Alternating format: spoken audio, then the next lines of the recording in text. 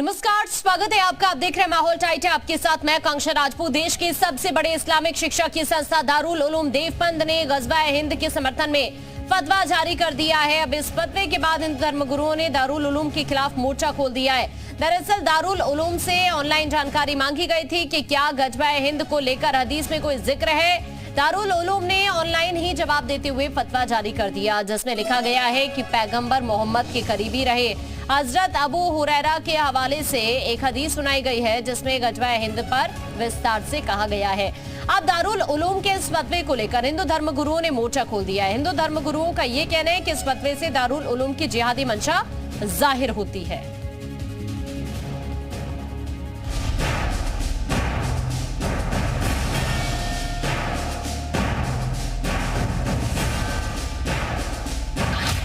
देश का सबसे बड़ा इस्लामिक शिक्षा का केंद्र दारुल उलूम मनमाने फतवों को लेकर एक बार फिर से घिर गया है। दारुल उलूम में इस बार गजवाए हिंद का महिमा मंडन करते हुए इसे वैध बता दिया गया है।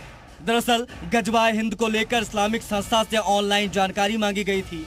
जवाब में दारुल उलूम ने सुन्नत अल नसा नाम की किताब का जिक्र करते हुए बताया कि गजवाए हिंद को लेकर किताब में पूरा चैप्टर है। फतवे में ये भी कहा गया है कि इसमें पैगंबर मोहम्मद के करीबी हजरत अबू हुरैरा के हवाले से एक हदीस सुनाई गई है, जिसमें गजवाए हिंद पर विस्तार से बताया गया है। दारुल उलूम से जारी हुए फतवे पर राष्ट्रीय बाल संरक्षण आयोग ने विरोध दर्ज किया है और सहारनपुर जिला प्रशासन से FIR दर्ज करने की मांग की है। NCPCR ने ये आदेश दिए हैं कि ये अगेंस्ट है, बच्चों के राइट्स के अनुसार अधिकारों के हनन है और तमाम कानून की परिधियों के प्रतिकूल है। उसका राष्ट्रीय NCPC का एक आर्डर प्राप्त हुआ है, जिसमें FIR दर्ज करने के निर्देश दिए गए हैं। आदरणीय वरिष्ठ पुलिस अधीक्षक महोदय को इस पत्र को भेजा गया है। बाल संरक्षण आयोग ने फतवे पर आपत्ति जताते हुए इसे देश विरोधी बताया है। साथ ही कहा है कि दारुल उलूम बच्चों को भारत विरोधी शिक्षा दे रहा है। फतवे के खिलाफ हिंदू धर्मगुरु भी विरोध में उतर आए हैं। साधु संतों ने दारुल उलूम के खिलाफ मोर्चा खोल दिया है। संत समाज का कहना है कि ऐसे फतवों से दारुल उलूम का भारत विरोधी चेहरा उजागर हो जाता है। गजवाए हिंद को लेकर पहले भी देश के कुछ कट्टरपंथी हुंकार भर चुके हैं, जिस पर मुख्यमंत्री योगी आदित्यनाथ ने क्या कुछ कहा था वो भी आपको सुनाएंगे। जो लोग सपना देख रहे हैं गजवाए हिंद का, मैं बहुत स्पष्टता के साथ कह सकता हूं, ये नया भारत है। और मैं इस बात को भी स्पष्टता के साथ कह सकता हूं, गजवा-ए हिंद का सपना कयामत के दिन तक भी साकार नहीं होगा। बहरहाल दारुल उलूम के फतवे के बाद देश में गजवा-ए हिंद पर एक बार फिर से माहौल टाइट हो गया। रिपोर्ट से उत्तर प्रदेश। और चलिए अब आपको बताते हैं कि गजवा-ए हिंद है क्या। आपको ये भी जान लेना चाहिए पहले। काफिरों को जीतने के लिए किया जाने वाला युद्ध है। काफिर यानी गैर इस्लाम धर्म मानने वाले लोग। भारत में इस्लाम विस्तार के लिए प्रयोग किया गया है। गजवा यानी इस्लाम के विस्तार के लिए जंग। भारत को इस्लामिक राष्ट्र बनाने की योजना है। कट्टर इस्लाम को दुनिया में मजबूत करना। तो गजवा हिंद क्या होता है, यह हम आपको इस वक्त आपकी स्क्रीन पर बता रहे हैं। देवबंद से देश विरोधी फतवा जारी हुआ है, लेकिन इसको लेकर क्या माहौल है, यही जानने की हम कोशिश करेंगे। तमाम सहयोगी आगे हमारे साथ जुड़ेंगे, एक एक करके सभी का रुख करेंगे और उनसे जानेंगे कि आखिरकार उनके जिले की जनता क्या सोच रही है। इस वक्त हमारे कुछ सहयोगी हमारे साथ जुड़ रहे हैं। विशाल इस वक्त लखनऊ से हमारे साथ जुड़े हुए हैं। सहारनपुर से नीना इस वक्त हमारे साथ जुड़ी हुई हैं। पारस से मेरठ से इस वक्त हमारे साथ, और साथ ही मथुरा से कन्हैया इस वक्त हमारे साथ जुड़े हुए हैं। गोरखपुर से आशीष हमारे साथ जुड़े हुए हैं। सभी का एक एक करके रुख करते हैं और पहले आपको लखनऊ लेकर चलते हैं विशाल के पास। विशाल, एंटी इंडिया फतवे को लेकर लखनऊ की जनता की बात भी हम करेंगे, लेकिन आप चूंकि इस वक्त वाराणसी में मौजूद हैं, वहां की जनता क्या कह रही है, बातचीत करिए जरा। देखिए, बिल्कुल मैं प्रधानमंत्री के संसदीय क्षेत्र में मौजूद हूं और यहां पे हमारे साथ तमाम लोग हैं, बुद्धिजीवी लोग हैं। इन्हें सीधे बात करते हैं। ये जो गजवाए हिंद को लेकर जो बयान आया है दारुल उलूम का, कैसा देखते हैं, तो कैसे आप लोग इसको रिएक्ट करेंगे? ये दारुल उलूम देवबंद द्वारा जो है गजवा हिंद की जो बात कही गई है, जो समर्थन किया गया है, ये सरासर गलत है और इसका पुरजोर विरोध होना चाहिए। ये आपसी सौहार्द जो वातावरण, जो एक स्वस्थ माहौल है आज के समय में पूरे देश का, प्रदेश का, उसको एक डिस्टर्ब करने की ये सुनियोजित एक साजिश की जा रही है, जिसका हम अधिवक्ता समाज की भी तरफ से और एक आम जनता से भी अपील है तो इसका पुरजोर विरोध करें। कैसे देखते हैं इस पूरे फतवे को? यह बहुत ही गलत जो इनका शब्द है, इस पर हम और हमारी तरफ से सारे जनता जो भी इस चीज़ को समझते हैं, कानूनी लड़ाई लड़ने के लिए हर तरीके से प्रतिबद्ध हैं। और यह बहुत गलत है कि किसी मतलब देश में रहते हुए देश का विरोध करना, यह अपने आप में खुद ही बहुत ही अशोभनीय है। अच्छा, ये जो महिमा मंडन किया गया है, अच्छा ये जो महिमा मंडन किया गया है इसको लेकर, तो इसमें ये तमाम चीज़ें आ गई हैं कि दारुल उलूम को लेकर पहले भी कई तरह के सवाल खड़े हुए हैं। आपको लगता है कि इस तरह की चीज़ें करना, इससे सामाजिक व्यवस्था आती है, आपसी जो भाईचारा खत्म होता है? एकदम बिल्कुल सही है आपका कहना। और सबसे बड़ी बात है कि आज जो जनता है वो हर चीज़ को समझ रही है, केवल ये आपसी सौहार्द को बिगाड़ने का एक साजिश है।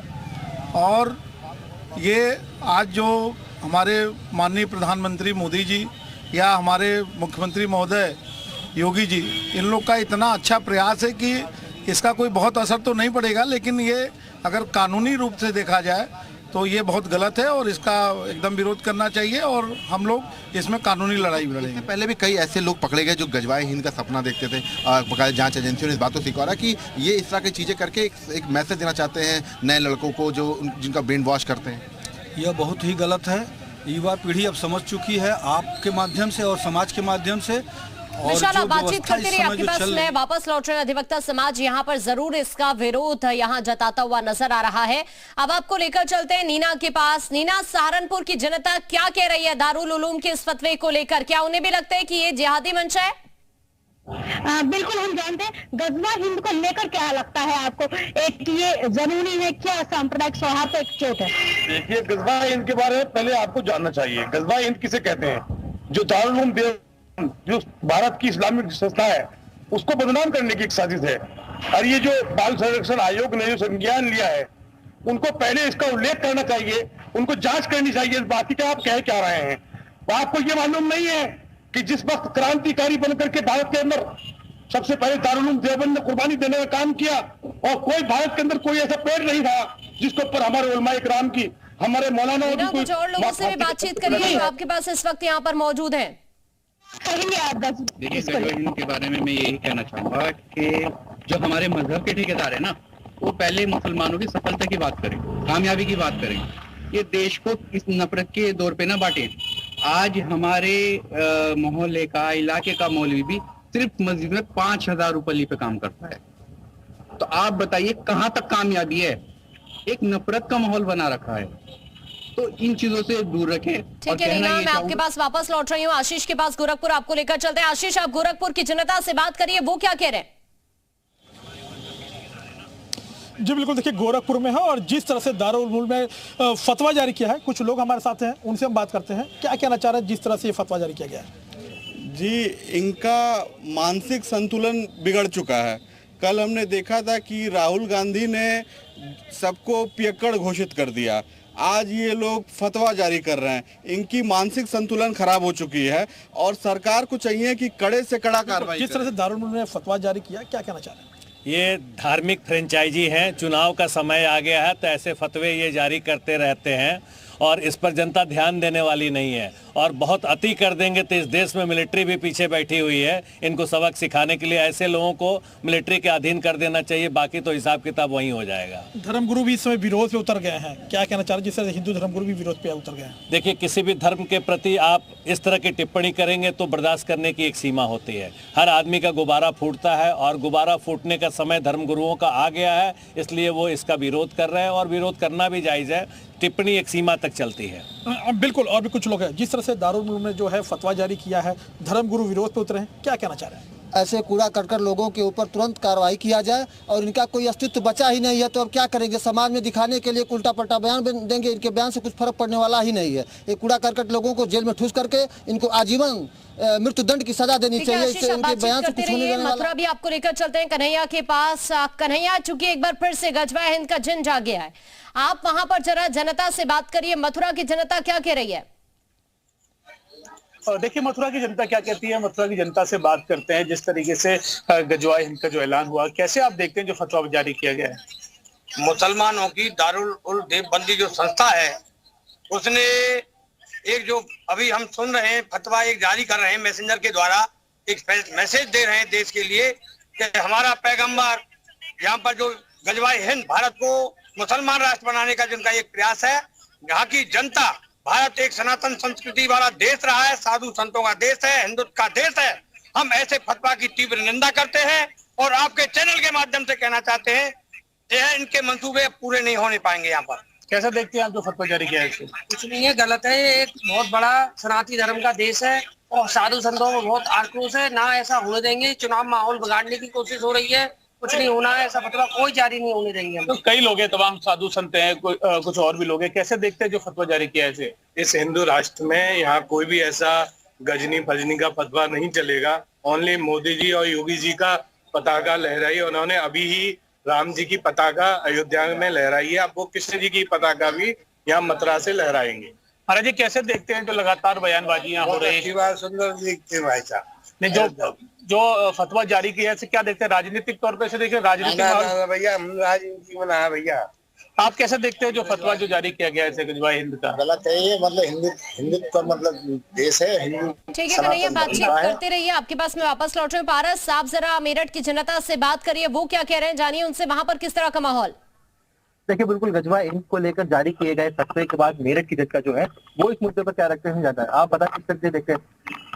सचिन सिरोही मेरठ से। देखिए बड़ा ही गलत विषय है इस तरीके से, मतलब ऐसे स्थानों से अगर जो है ये फतवे जारी होंगे गजवाए हिंद के, तो पहली बात तो सनातनी देश है, इस तरीके से कोई माहौल खराब करने की जो ये साजिश के तहत जो योजनाएं बनाई जा रही हैं, अंदर से फंडिंग हो रही है। अब देखिए हल्द्वानी जो हिंसा हुई है उसमें भी आप जांच देखिए किस तरीके से क्या क्या खुलासे हो रहे हैं, कहाँ से फंडिंग हो रही थी, कैसा बवाल हुआ है, कैसा कराने की प्लानिंग, फिर बरेली में, फिर और जगह ये देवबंद से फतवा जारी करा गया। तो ये कुछ नहीं होने वाला। 2047 छोड़ो, ये देश सभी धर्मों का है, सभी धर्मों से, लेकिन इस तरीके की जो कट्टरपंथी ये देश के अंदर जो फैलाई जा रही है ये बिल्कुल बर्दाश्त नहीं करी। भारत सरकार से मेरा निवेदन है कि पूर्णतः जांच हो और ऐसी सख्त कार्रवाई हो, मुकदमा FIR दर्ज हो और गिरफ्तारी हो ऐसे लोगों की जो भी इस तरीके का माहौल खराब कर। आप बताएं किस तरीके से देखते हैं फतवे को? ये सब तनावपूर्ण स्थिति उत्पन्न करने की साजिश लगती है। इस तरीके की जो भी लोग बातें फैलाते हैं, करते हैं, माहौल खराब करने के लिए, हमारे हिसाब से तो माहौल खराब करने के लिए ही ये योजनाएं बनाई जाती हैं, क्योंकि सब लोग आपस में मिलके रहते हैं प्रेम से। परंतु जब भी इस तरीके की चीजें सामने आती हैं तो हर आदमी के मन को ठेस पहुंचती है कि जब हम लोग सब साथ रह रहे हैं तो इस तरीके की चीजें बहुत विचारों को परेशान करती हैं। कार्रवाई होनी चाहिए ऐसे लोगों पर। ठीक है भारत, सभी के लिए आपका शुक्रिया बातचीत करने के लिए। विशाल आपका भी शुक्रिया, आशीष और कन्हैया आपका शुक्रिया, नीना आपका भी शुक्रिया बातचीत करने के लिए।